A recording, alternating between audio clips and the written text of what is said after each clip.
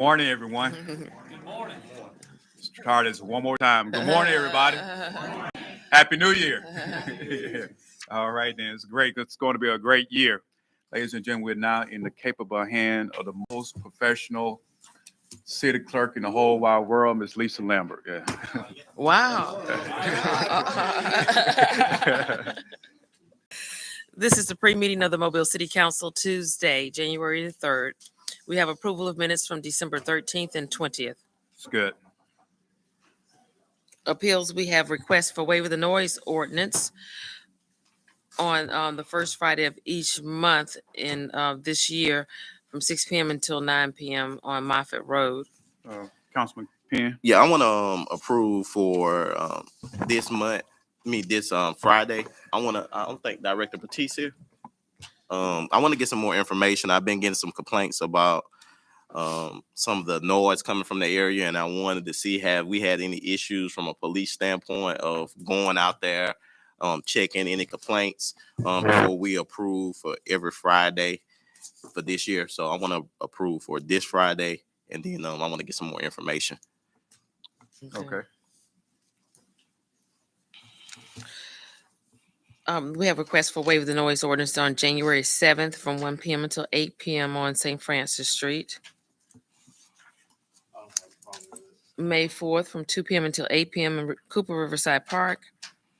July 29th and 30th from 4 p.m. until 10 p.m. in Cooper Riverside Park. And January 29th from 11 a.m. until 11 p.m. on Dolphin Island Parkway. No problem.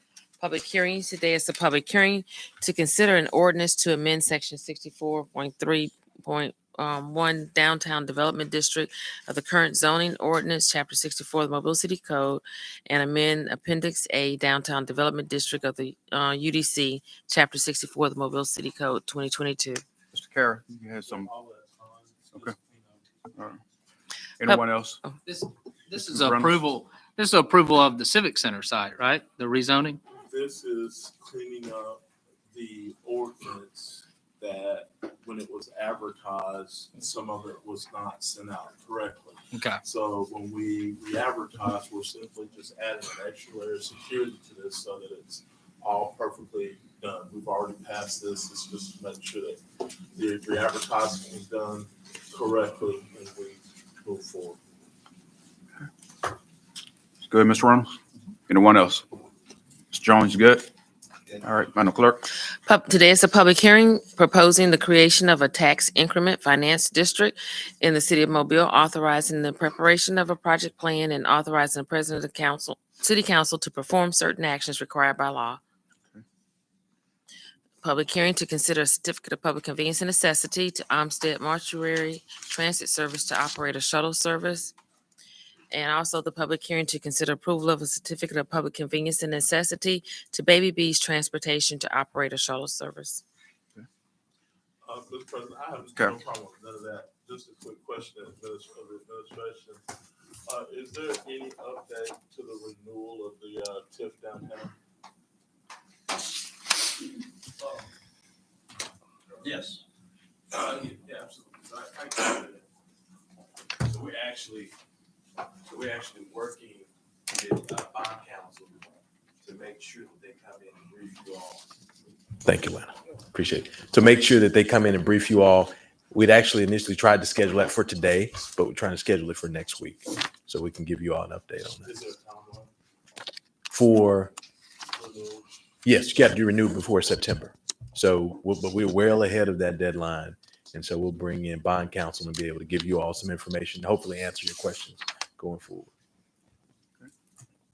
All right, thank you, Ms. Wood. Anyone else? Madam Clerk. Presentation of petitions and other communications to the council. We have no one signed for non-agenda items. Ordinance is held over. 64069 is the DDD zoning ordinance. 64070 is rezoning property located on the west side of Todd Acres Drive from RA to I-1. Mr. President. Mr. Reynolds. 64070. I was told that this was being withdrawn. Does anybody have any knowledge of that? And and planning.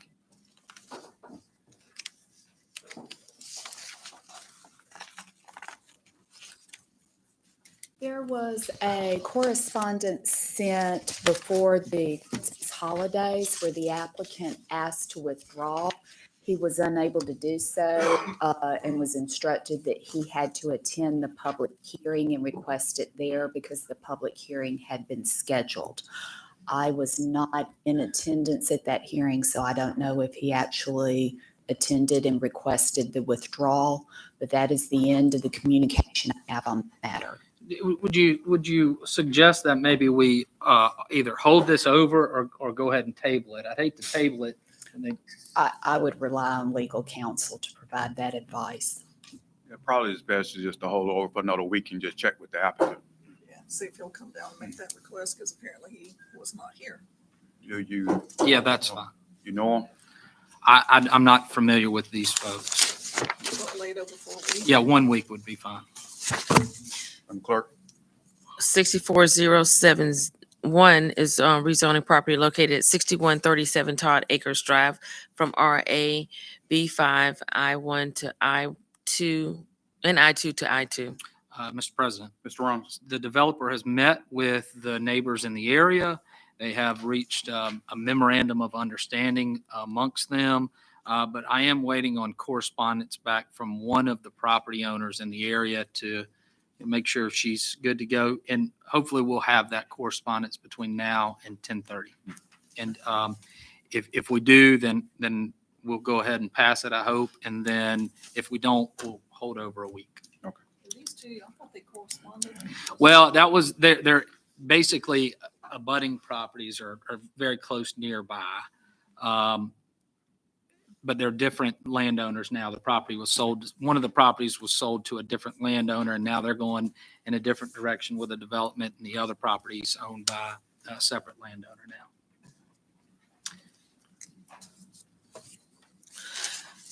Consent resolutions held over 40935 and 965 are declaring structures at 2070 Victory Drive West and 2408 Hart Avenue public nuisances and ordering them demolished. Mr. President. Mr. Penn, then we'll hear from Mr. David. I don't have any questions about Hart Avenue, but it just kind of brought some awareness, some thought to me when I was seeing this on the agenda. What we're doing for, excuse me, houses that's been vacant for so long, they got vehicles sitting there. What is the process? You know, even this past weekend, I went and walked in the neighborhood, you know, talking to neighbors, said this car been sitting here for 10 years. No one is living in the house, just vacant. What are we doing? We have built procedures that we address those issues. If you want to let me know where they are, we'll have an inspector go out and take a look. Two ways that we can address it. One is through the property maintenance code and the litter ordinance with junk vehicles, inoperable junk vehicles. The other way is we have a civil procedure very similar to the nuisance abatement, where we'll serve a notice to the property owner, the owner of the vehicles, based on the registration. And after 20 days, if the vehicle still remains, we'll have that vehicle impounded by the Mobile Police Department and taken to the impound lot. So definitely let me know. The third option is if there's a junk vehicle on these nuisance abatement properties where city council has declared it a public nuisance, the city, when we demolish it, the contractor removes all code violations on that site. So that vehicle is also impounded and taken to the impound lot. So the property owner will receive notice at the impound lot to retrieve their property if they so desire. Thank you. He's on Magnolia Street. It was called in on Well, that's one that's in, I know that's in your area, but I also got another phone call on Golden Avenue. And so, but I'll send that information to you. Yeah, we have teams that are specifically assigned for that.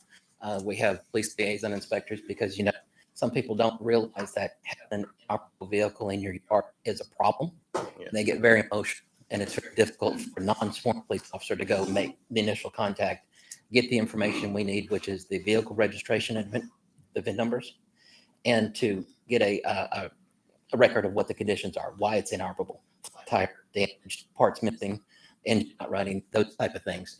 We're allowed, we serve notice, and once the notice is served to everyone that has interest with registration from the state, then after 20 days, we'll go back and impound the vehicles. Thank you. Oh, you're welcome. Just a quick update on both of these that are on the agenda today for 2070 Victory Drive and 2408. I would like to go forward to declare these ignitions. The owners were here previously, that's why I held them over to get permits. However, those permits have expired, and there has been no active repairs on these properties. All right, thank you. Just one fun thing though, if they find out that the car in its condition is worth more than the whole block that it sits on, it gets to sit there. Like, what was that car?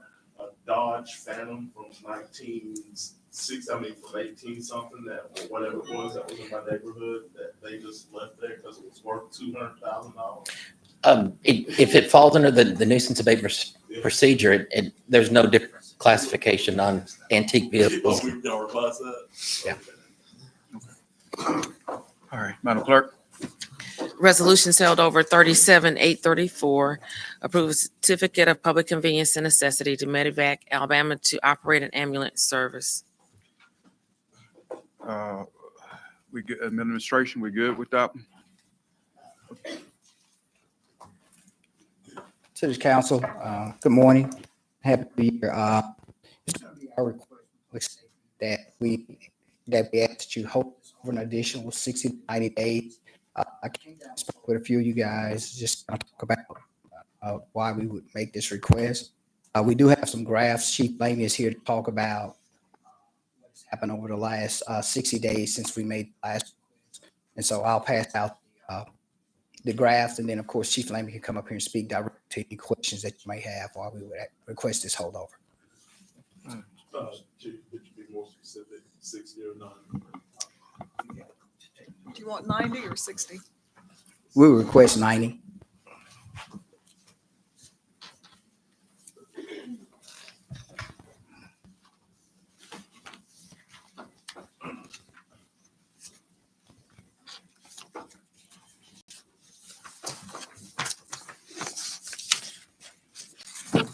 Warren Chief. Good morning. How are y'all? So we'll pass out here some graphs that show the BLS reliability in the city of Mobile.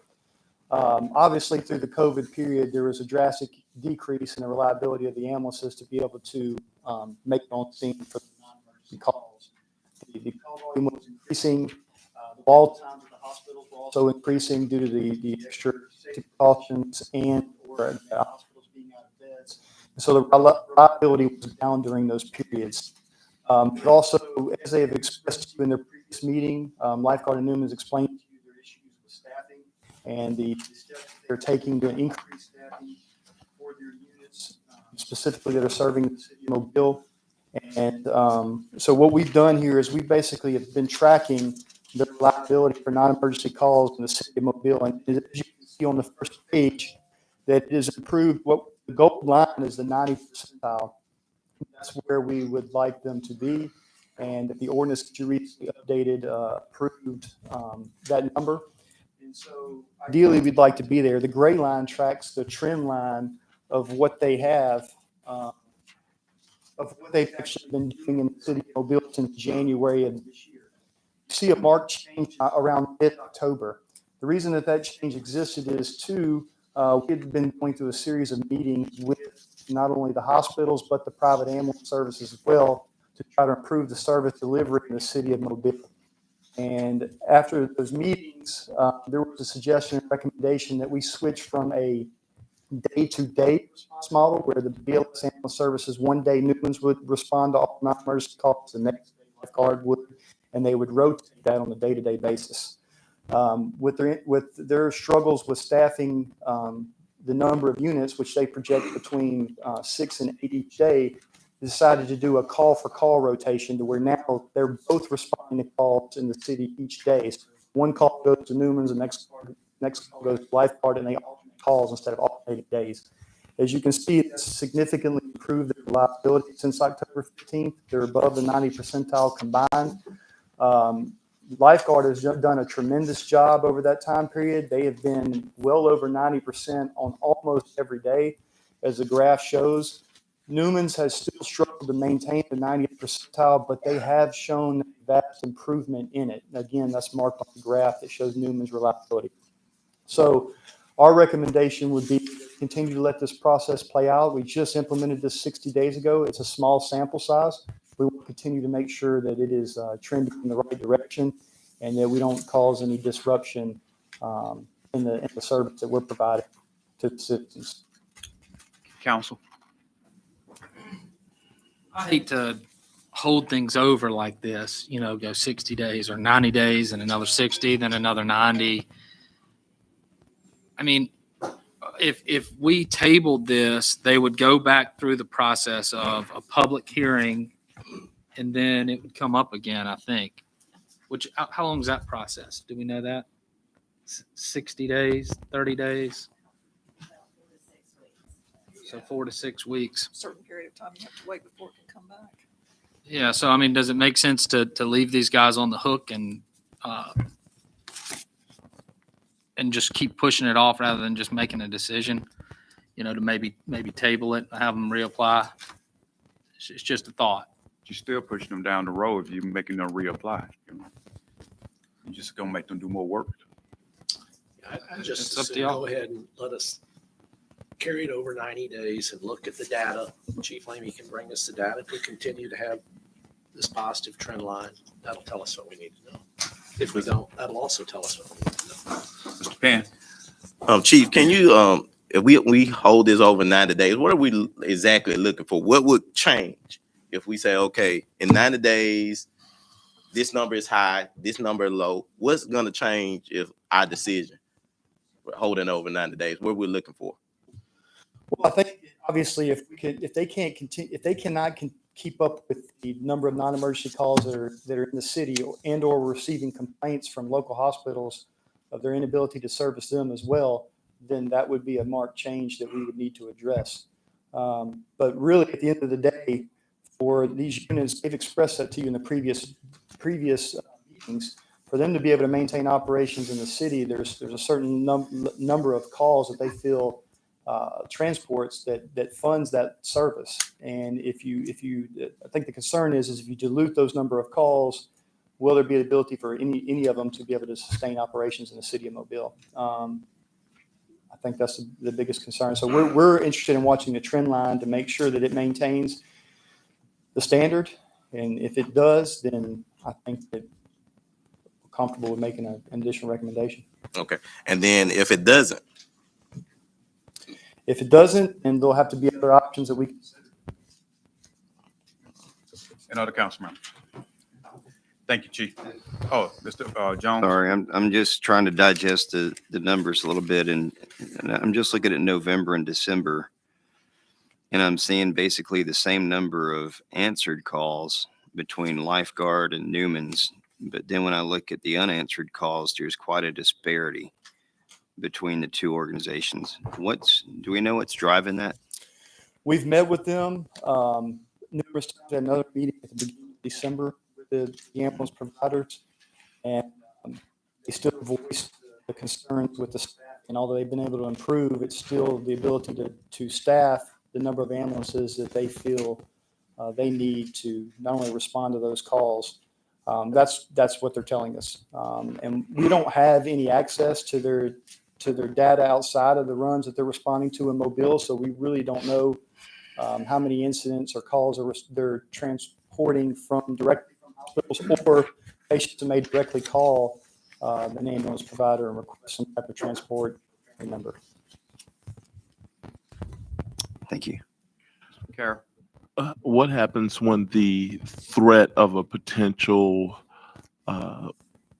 additional business is no longer there? It seems like the response is due to, as you said earlier, an additional business taking away some of the business that they have. So what happens when that threat is gone and the response lowers again? Is that predictable? It's not predictable. We've had that actually happen before. There's been 3 providers in the city of Mobile, and they didn't sustain operations for a very long period of time when we went back down to 2. We could conceivably go back down to 1. That's always a concern of ours when we're looking at the response model that we have, is that no contractual obligation for these private ambulance services to operate in Mobile. They do so because there's There's a significant amount of hospitals here, nursing homes, et cetera, that generate revenue.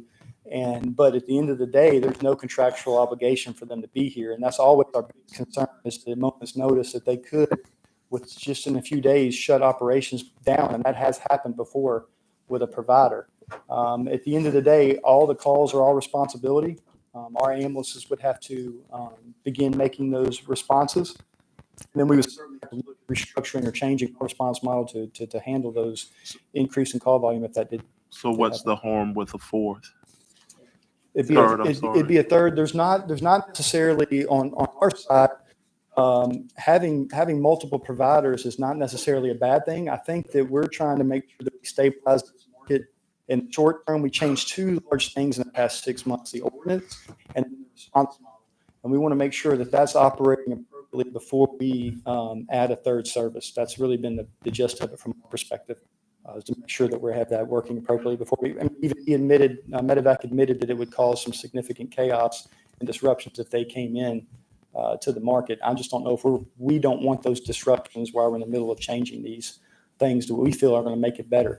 And there absolutely could be room for another provider at the end of the day. The more that we have, as long as they're operating within there, could be a positive step in the event that one did pull out. So this really comes down to us trying to make a transition before we allow another into the market. For us, that's our largest concern, yes. And it's only been 60 days since we made that big change. Mr. President, Mr. Ron. My understanding of how this works from a neophyte level, I guess, would be that the hospitals have contracts to have patients transported with the ambulance services. Currently, it's 2. Correct. Mm-hmm. These ambulance transporters don't really make money or much money for the transports that they do for the city. They're doing a lot of the non-payer work or whatever.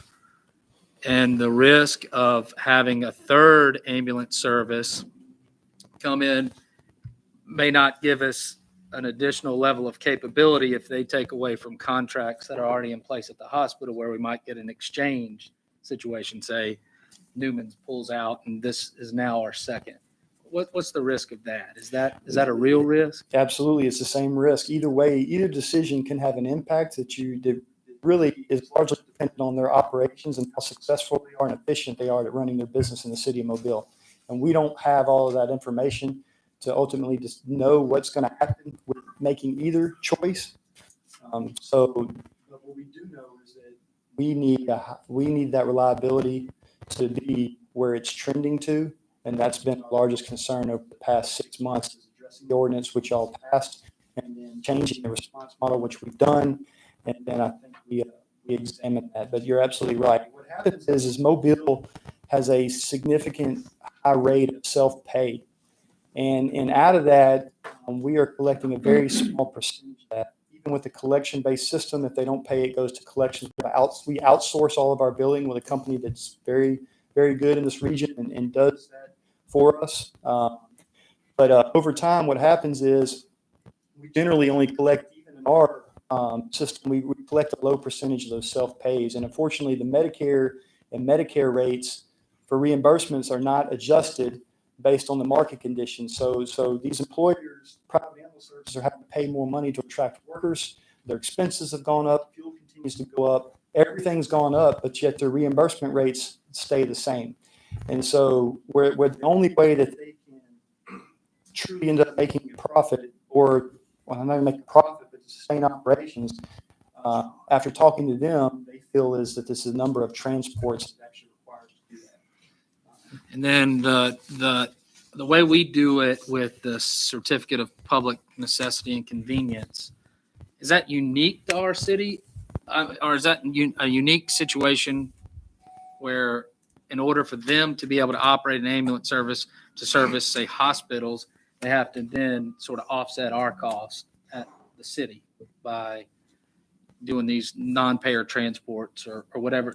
Or is that common for other cities to do it that way? There's different. I mean, there's some. I've spoken with people from across the country. There's different models all throughout the country. So it's largely dependent on what the fire department's doing and how they're responding to those calls, and two, what the workload of the ambulances that they need to serve the city, hospitals, number of transports. But I do think that our system is unique in a sense that similar to Mobile County EMS or others, that some may receive some type of funding from the city in the event that they provide that service. That's the only difference that I've seen though so far. Any other council members? Is there anybody from Medevac here? I believe there's somebody from Lifeguard here. I've got two questions for Medevac, and I'll reach out to them. The risk to me is looking at this, there's 900 calls a month that is made to both of these services on average. So I'm wondering, if the risk is we lose one of these services, if we bring in a third entity, does Medevac have the capacity to handle that number of calls immediately when they start providing these services? And that is one of our concerns also, Councilman Jones. Lifeguard is one of the largest ambulance companies in the world, and they certainly have shown the capacity to be able to provide service in the city of Mobile. I don't think it's necessarily about adding another service as it becomes the question of, are we adding the right service and want to maintain the operations, and it just doesn't come in, disrupt the market, immediately shut down and leave. So I think that's to be honest, that's one of the concerns that we have. They don't have much experience in providing level of service to a municipality city that's large.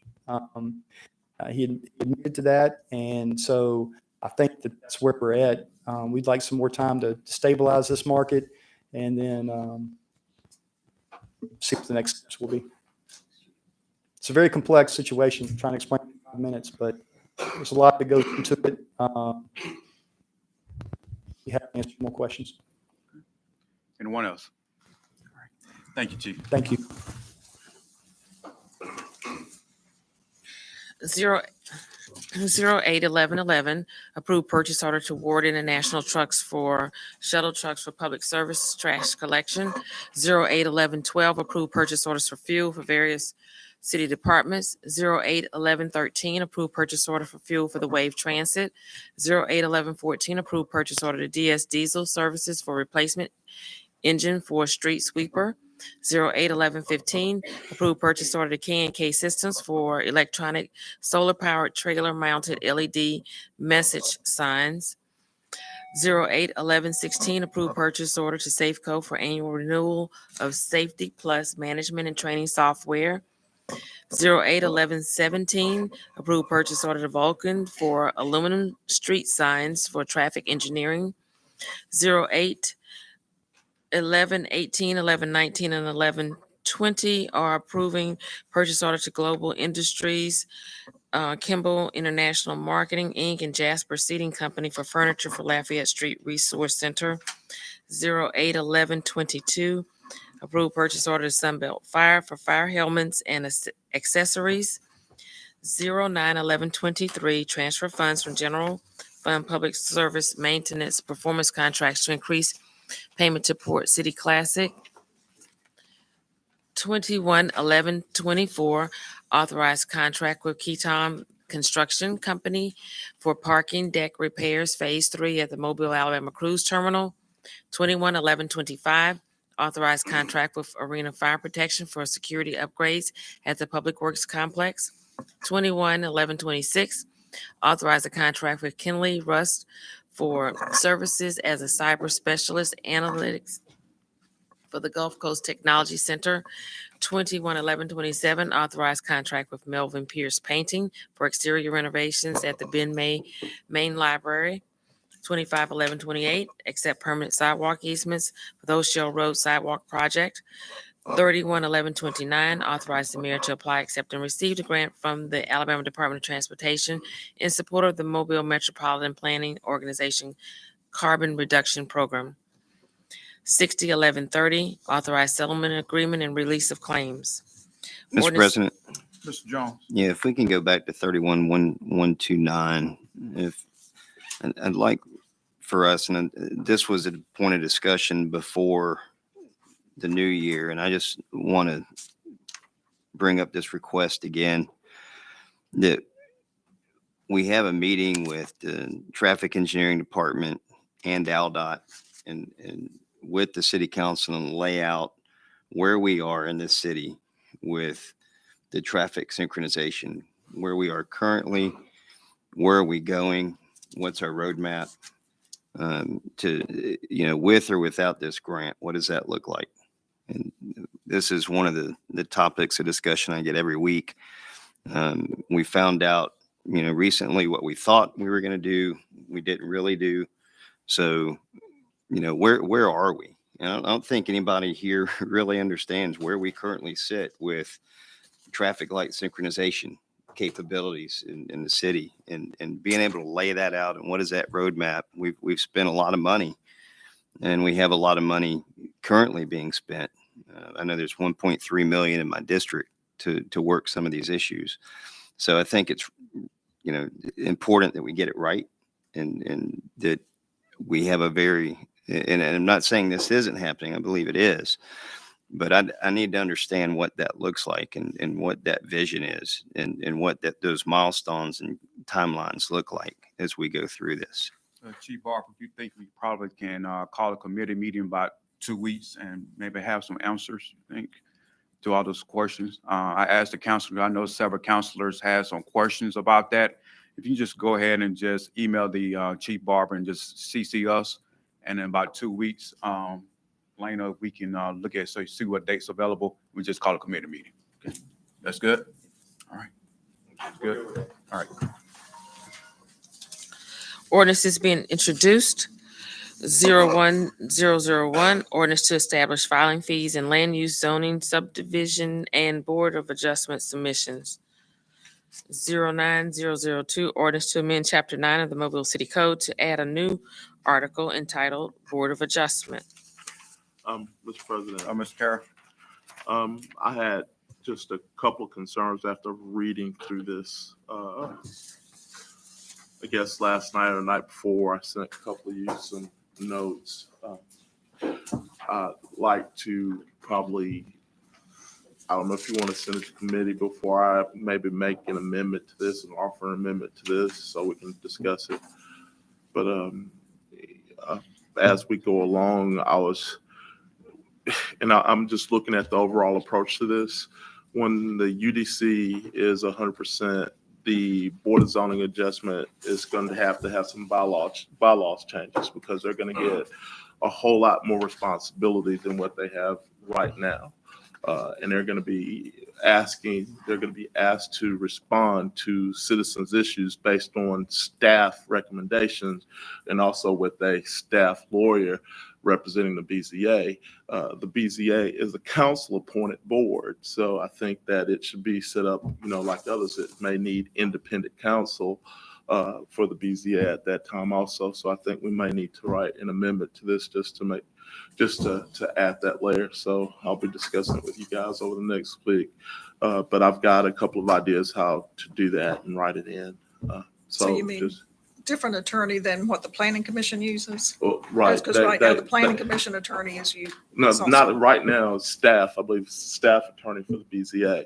So planning commission attorney, correct? I don't know. I think so. I don't know who the BZA's attorney is, but it is staff attorney. But it needs to have its own separate attorney, just like other quasi-judiciary boards in the city that are council-appointed boards. It'll be a serious issue there because you're going to have the administration who is making the recommendations, and if there's any difference between the administration's recommendation, then who's going to be that independent person out there? It needs to have somebody separate from the administration's actually staff appointed lawyer. Well, I'm thinking independent and staff attorney or anybody else's attorney.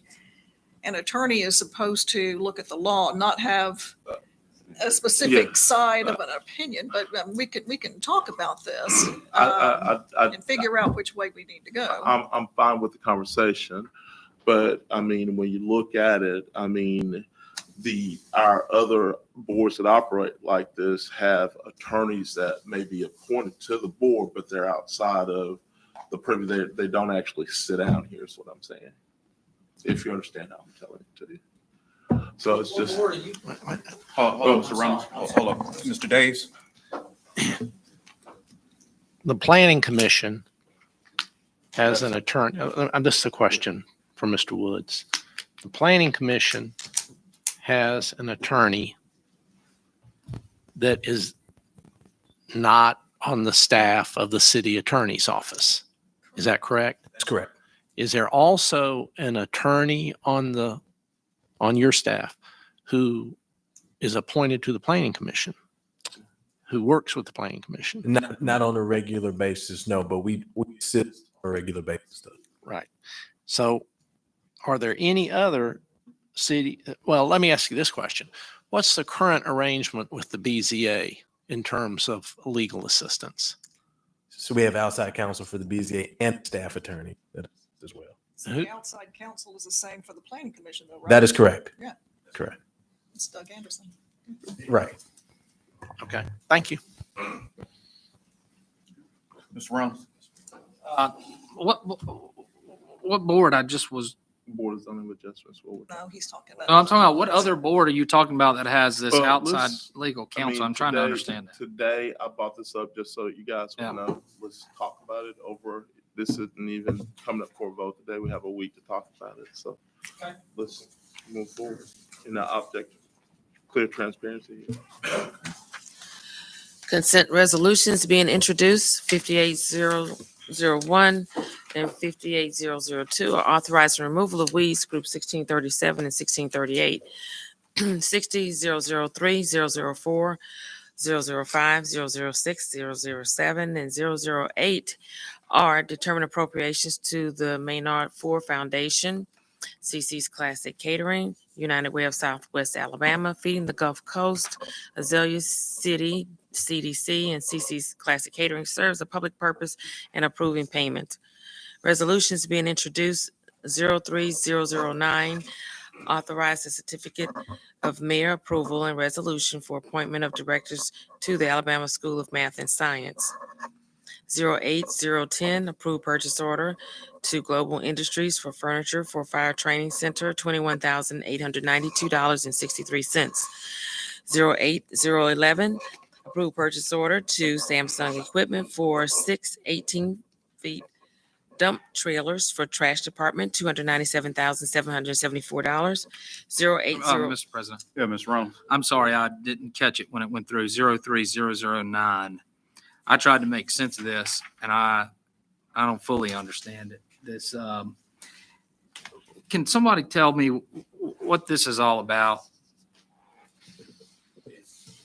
Perfect. Good morning. My name's Nash Kim. I'm general counsel for Alabama School of Math and Science. I'd be happy to answer any questions. Excuse me. Mainly, this is for the reappointment of the Public Education Building Authority members.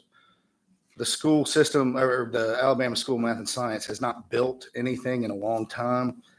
For instance, the City of Mobile School Board, school system has had, or the county has had the City of Mobile Education Building Authority since the mid-60s, late 60s. So they've built a lot since then. Sterling School System, which I also represent, when they were created, they've built things. So their PIBA has been active. School of Math and Science has not. So all their members have rolled off. What they're essentially asking is that this council reappoints members or appoint new members. Some no longer can serve that were on there. For instance, Judge Wyndham, he can't serve now. He's a public official. And I don't think that we have any request at who's necessarily on this board. We're just trying to find anybody who could spend the time to act as this conduit for obtaining these bond measures to be able to put this $8 million into this school.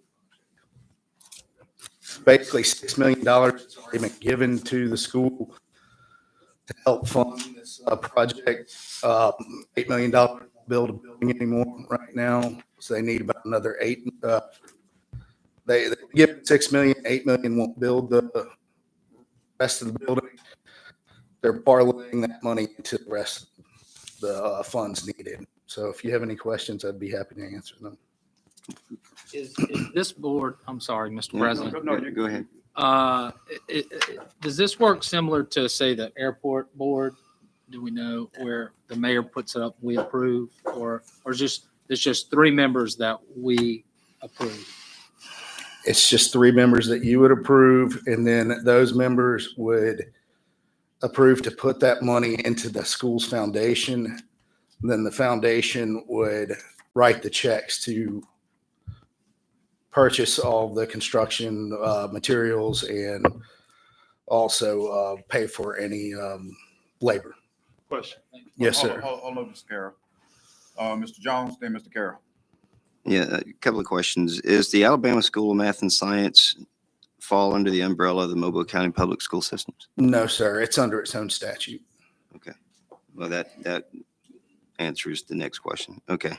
Thank you. Mr. Carroll. Sir. So who's the appointing authority of the board? The council? The people or the school board? No, the board you're asking for. You are, as a city council. And who on the council has that appointing authority? Or are you making recommendation to us? We just drafted recommendations. Draft So- recommendations? You have the authority to do So that. this is just another financing board that allows for guidance that we already have so many of. Yeah. So you just need to bring us the recommendation. Yes, sir. So when will you be bringing the recommendation?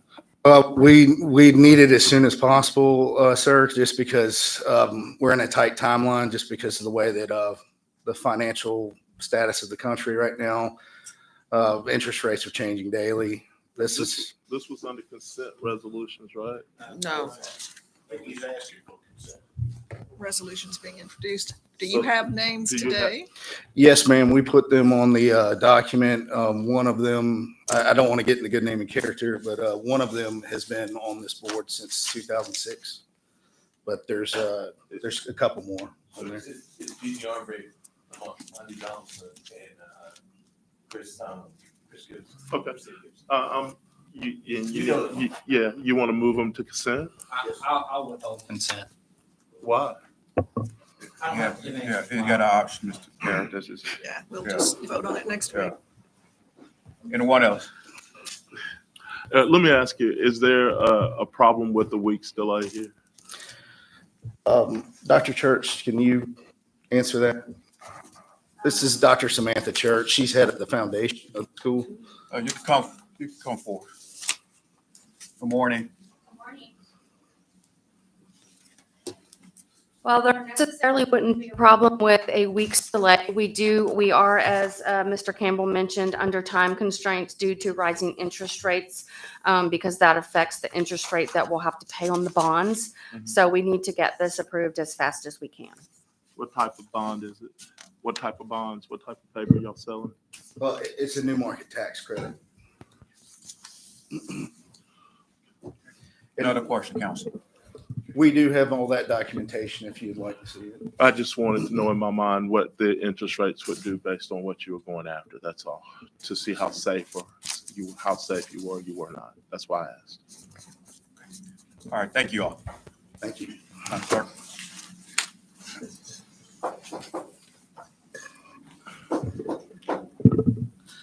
Zero 8011, authorized purchase order to Samsung Equipment for 6 18-foot dump trailers for trash department, $297,774. 08012, approved purchase order to CDW Government for Surface Pro tablets and accessories, $15,279.28.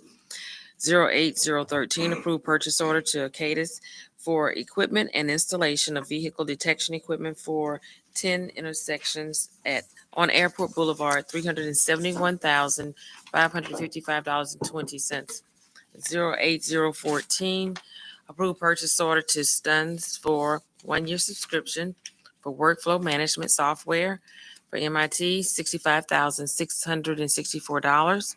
08015, approved purchase order to LCM Motor Cars for a Dodge Charger and Chevrolet Crew Cab pickup truck for Mobile Police Department Cyber Division, $105,550. 08016, approved purchase order to Celebrate for forensic product training for MPD, $22,274.10. 21017, authorized contract with Ryco Signs for new park signs at various city parks, $38,727. 21018, authorized change order with James H. Adams and Son Construction for Ann Street Rehabilitation Project, $26,262. 21019, authorized contract with Sawgrass Consulting for 2022 PAYGO resurfacing, $818,550. 21020, authorized contract with Southern Earth Sciences for 2022 PAYGO resurfacing, $165,000. 21021, authorized contract with Harris Contracting Services for new restrooms and renovations at Langen and Public Safety Memorial Parks. Mr. President. Yeah, Ms. Gregory. Shonda, I don't know if it's you or somebody else, but I had sent a question to Shannon because one of the things that we're trying to do with the amphitheater is also upgrade the sound and the lighting. Is this part of this contract? I couldn't find anything on there that said anything about those two. So it is all part of the whole. Okay. It's 21022, authorized contract with Minikin Resources to provide review and consultation of city boards and commissions, $80,000. 21023, authorized contract with Was Design for landscape architectural services for new pickleball courts at Lavaretta Park, And a question on $73,250. on this one too. Shonda, when they get close to finishing the design, I'd sure like to see that before it gets in a final document, but this is just the design. Where are we on the pickleball for Hillsdale? Is that coming? Not yet, but it's still in the, Hopefully not before Crawford Park. yeah. I mean, I've got in an arm wrestling match with my neighbor next door. You know, she sends a message once a week. Well, she can come out to Loretto or Hillsdale and play. She can go over to Joe Bailey. Yeah, we've already got them. I don't know. I mean, Via has a place inside, but it's not They like do. going outdoors, you know. Yeah. I don't know. What is it? They're playing ping pong outside. I haven't played the game yet. It's the fastest growing sport in the country. So I hear. Mr. President. Yeah, Ms. Roan. Going back to the Minikin contract, this contract's only for 4 entities rather than 8 or 9. So we just need to revisit the contract. Is that 80,000? It's not to exceed. It depends on. Not to exceed 80,000, but the contract only says 4 entities. Okay. It depends on how much you use. They'll let you know if you use it. But we're going to do 4 for the mayor and 4 or 5 or whatever for us as well. Just at this rate. Is that what the plan is? It's just not to exceed that rate. That's all. it is. We had capped it somewhere. Okay.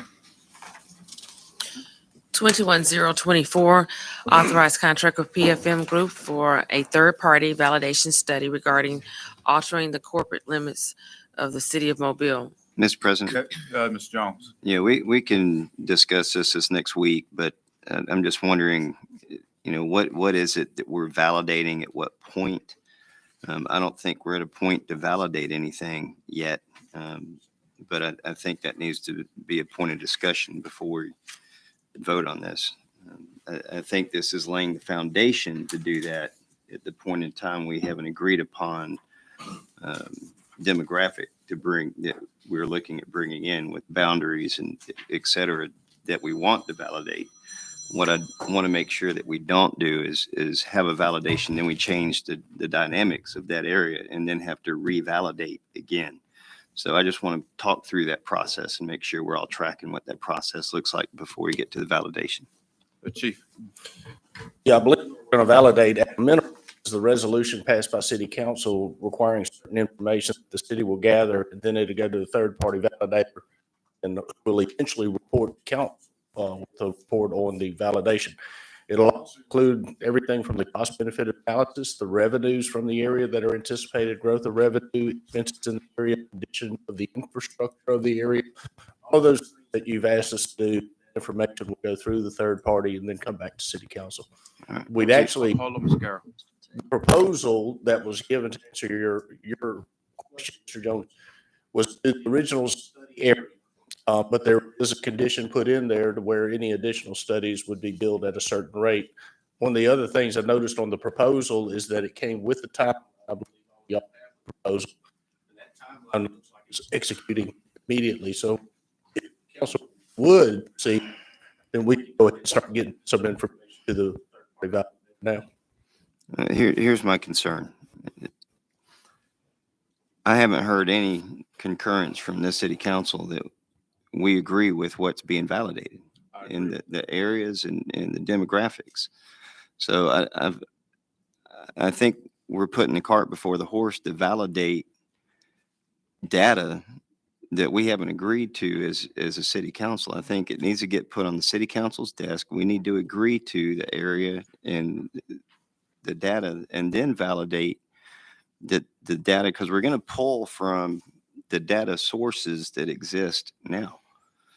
And if it changes any, then I think we can still come up with the data set for whatever changes. And then once we have an agreed upon area, then we validate. Because what's the cost we're looking at for the initial validation? If we have to do a second validation, what's the cost? $55,000 for the original validation study of proposed study area.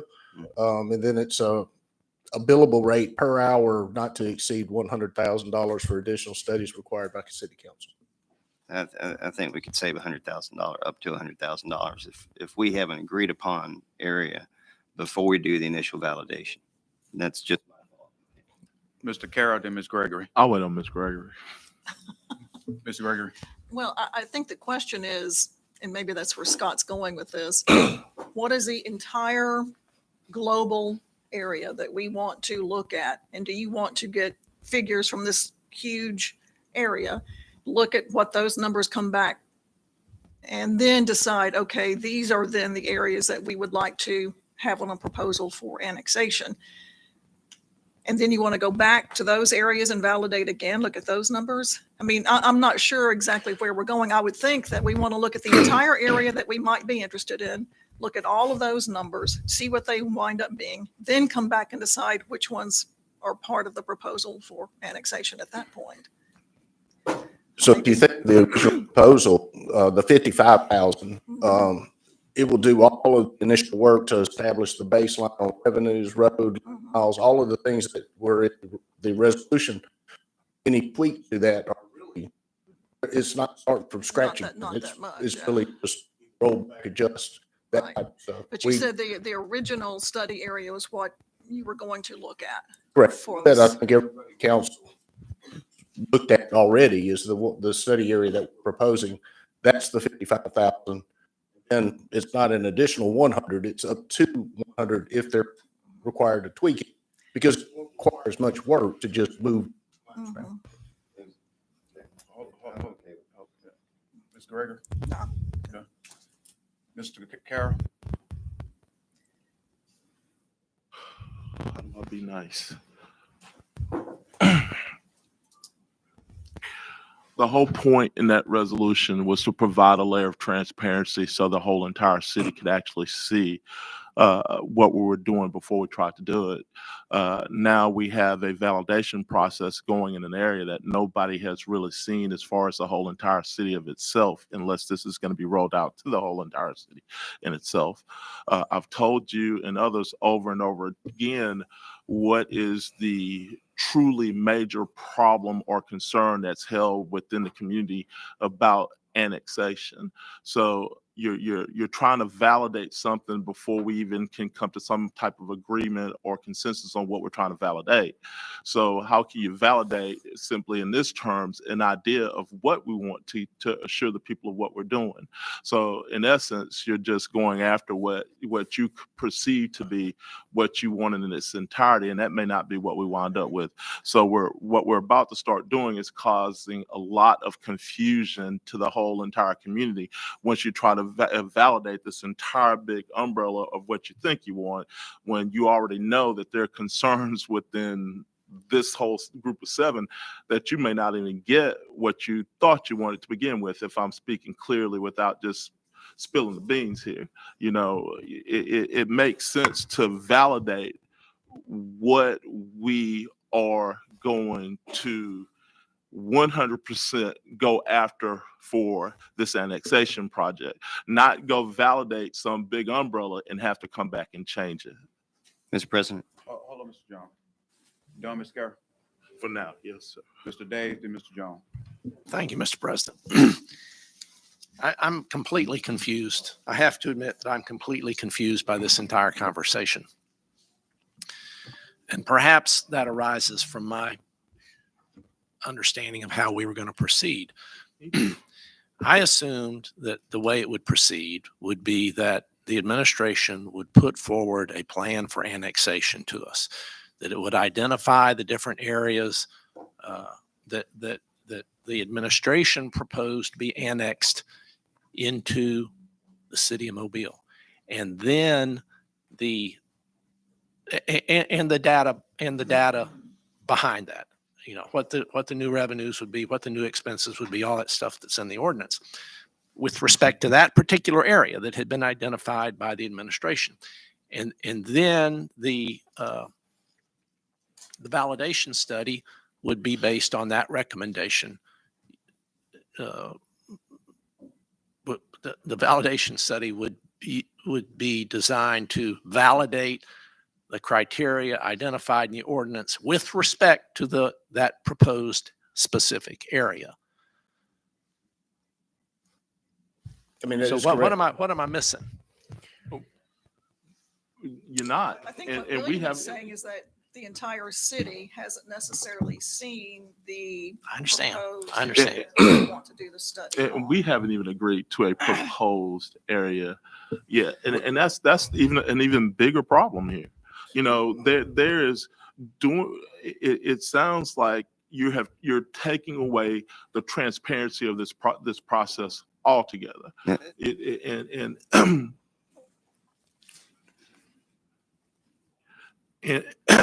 And I don't want to go there. You know, I'm not going to go there. And if it's not the level of transparency that we're asking for by the statute of that resolution, that now I'm feeling like even more and more should have been an ordinance, that I'm going to have some severe reservations to what we're trying to do here. Mr. President. Hold on, Mr. Jones. You done, Ms. Carroll?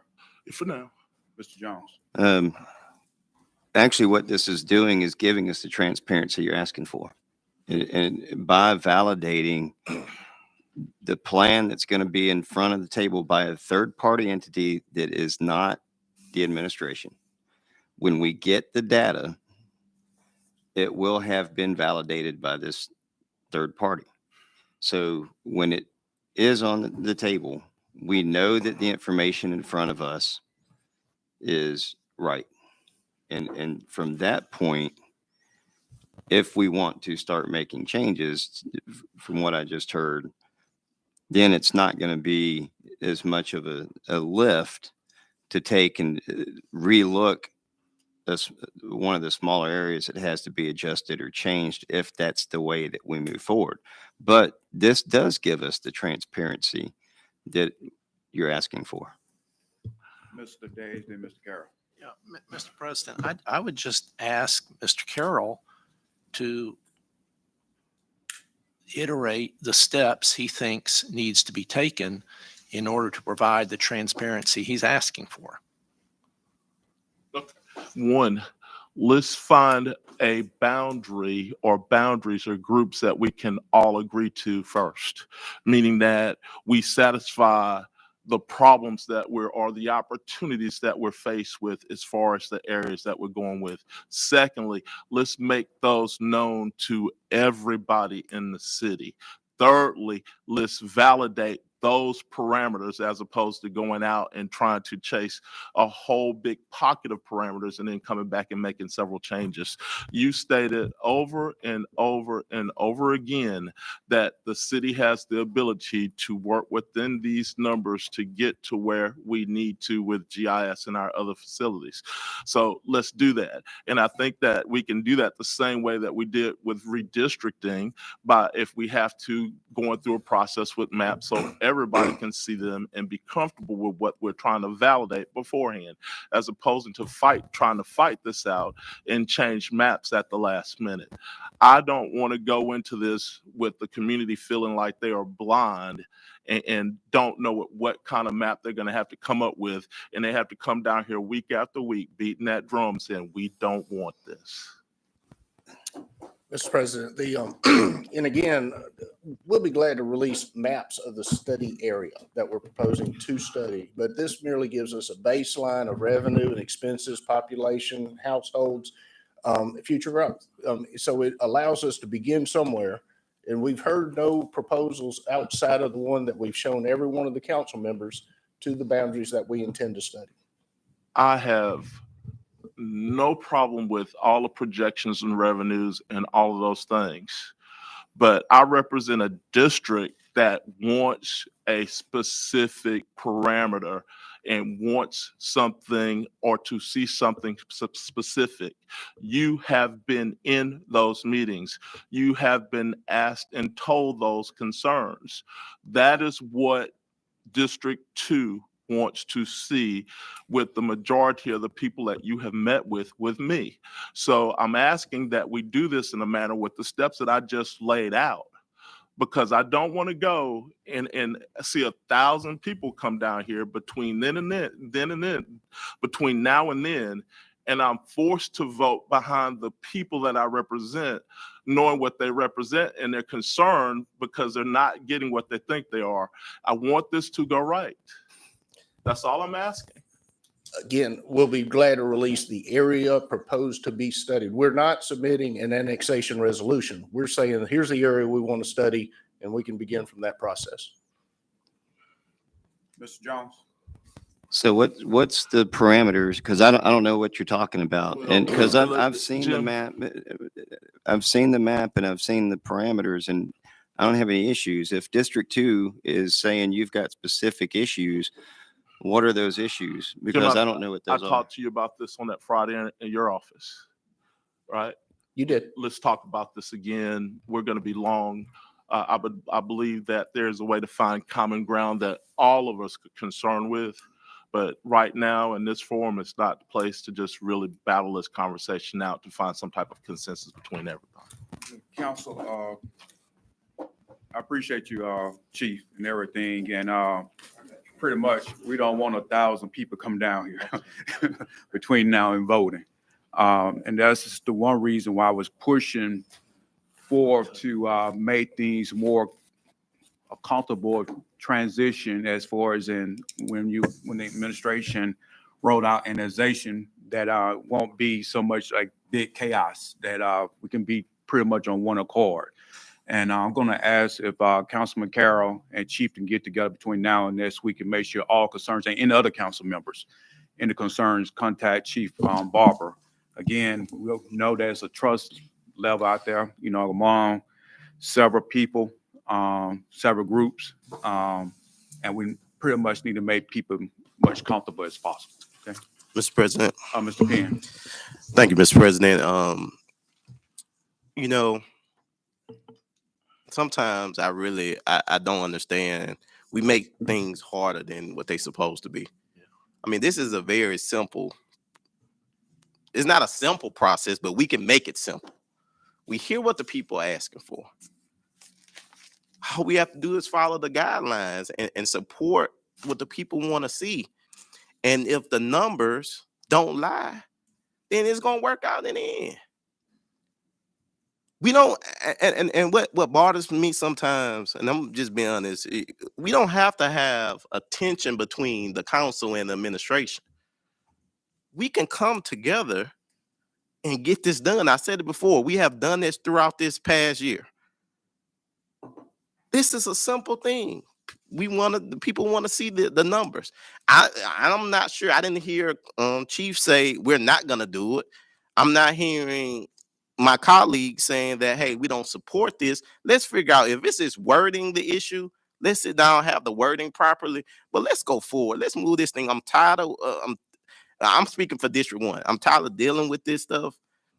If this can solve some of the problems in our city, let's get it on the agenda. Let's talk about it. Let's let the community see what's going on. Let's let the city see what's going on. What is the proposed map? What the revenue going to be? Then we go validate. It's a simple process.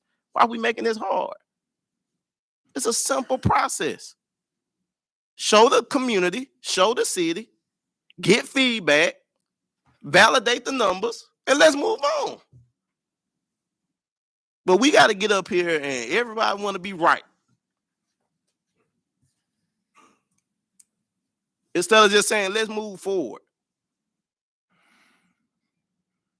Now to me, I'm speaking from a person, and I ain't saying nobody else ain't in the community. I only can speak for Corey Penn. I'm very active in the community. I serve in every capacity. I'm down there, and my people are sitting and they are dealing with challenges. They are dealing with struggles, and they need help. And we want to sit up here and we want to argue all the time instead of getting stuff done.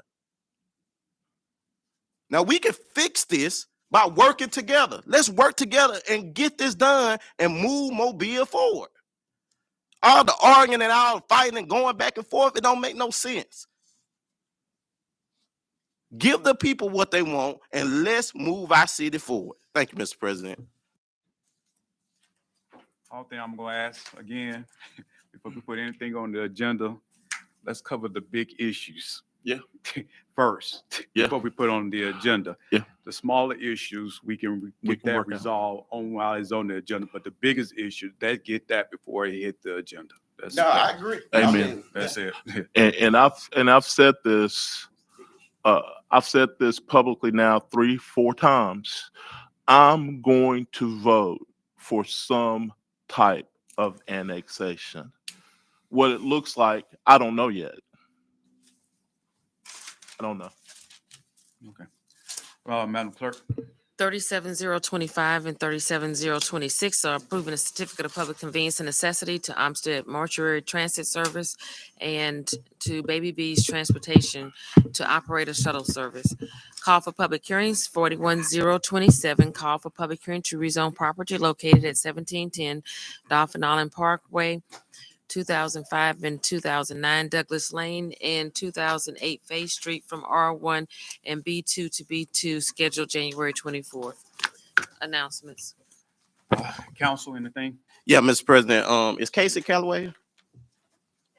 I had a question about, all right, so with the litter patrol, we've been having people go out. Now the city can't go on private or so private is businesses. Like, all right, so you take Highway 45. What are we doing? Like we got these different businesses. It's just little trash everywhere. Some of them are shut down, so I guess they're trying to sell the property. Are we finding them, or what is the process? Because it's getting really bad. Okay.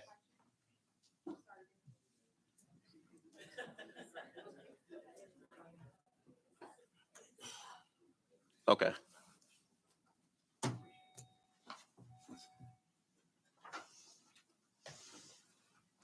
Announcements. It's a good question. It really is. On private property, under the property maintenance code, is not allowed to have trash or debris dump in the property. That also carries over to commercial businesses. Whenever we get a complaint, our inspectors go out, we'll document it, we'll serve notice. We have some challenges when it comes to commercial multi-tenant sites. That's where we have to find out who's ultimately responsible. We know that the property owner is the ultimate person responsible, but sometimes it's their businesses that is directly resulting in the generation of this litter, specifically their dumpsters. So So we do have a requirement of the dumpster to be labeled. So we can go to that business and say, hey, pay more attention, or maybe it's time for a municipal fence. Those commercial sites where it's multi-tenant and it's a parking lot, everyone's sharing the same parking lot, and they have detention ponds, retention ponds. That's when we have to default to the commercial property. Now, the individual sites, let's just say like a one-tenant site. That one-tenant site, we would go right to the owner. But again, we get commercial businesses, so we have challenges in court. We have to give a notice to the corporation. We also give a notice to the on-site manager, because it does fall under the preview of the on-site manager to clean up the litter. It's not something like they're gonna need extra funds from the corporation to build. It's a day-to-day operation, and we expect them to keep the property clean. So we give notice to the manager and to the corporation. So if we have to go to municipal fence ticket, following state law, we're giving notice to everybody that needs notice. And then when the municipal fence tickets go out, it goes to the manager and to the corporation. Okay. Dave, if you could, I'm asking you to really go check down on St. Stephen's Road, Highway 45. We have vacant commercial properties. There's litter everywhere, every time. Even I have to go. Well, I shouldn't say that. 'Cause I guess I shouldn't go on their property and pick up trash. But I'm tired of seeing my community look the way it looks.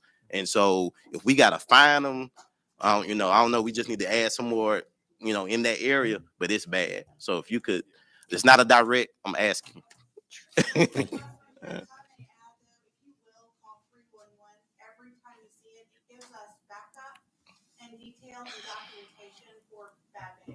Okay. And I think it's good to let them know as well at 311. And I'm not saying it's the case, but when constituents tell me they call about private property, they say that's private property. So I'm not even sure if they even putting it in the system to even reach you all when they telling the constituents that's on private property.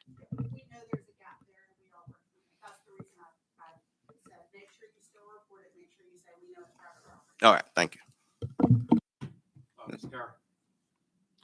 Oh, thank you, Mr. President. I don't know who or if the administration and the council has a representative that participates in the point in time count for the homeless. I think we're approaching that time of year where we do the point in time count of the homeless individuals in our city. This has been a huge item of conversation and debate on where do they go, how many homeless do we actually have in our city, and that type of issue. So if anyone wants to participate on that or in that, I think that if you have an interest, please do. Again, I can't even remember the date right now because my mind is thinking about something else. I think it's this week. When? 24th of January, and we have somebody that participates from the administration. All right. If you would just send out a note and ask that if anybody else that wants to participate, please do, and I'll send out the same. Especially if you've never done it before, then you'll have a true idea of where our pockets are and how many we deal with on a daily basis. But then you can have an overall idea also of what we're dealing with with homelessness. Appreciate it.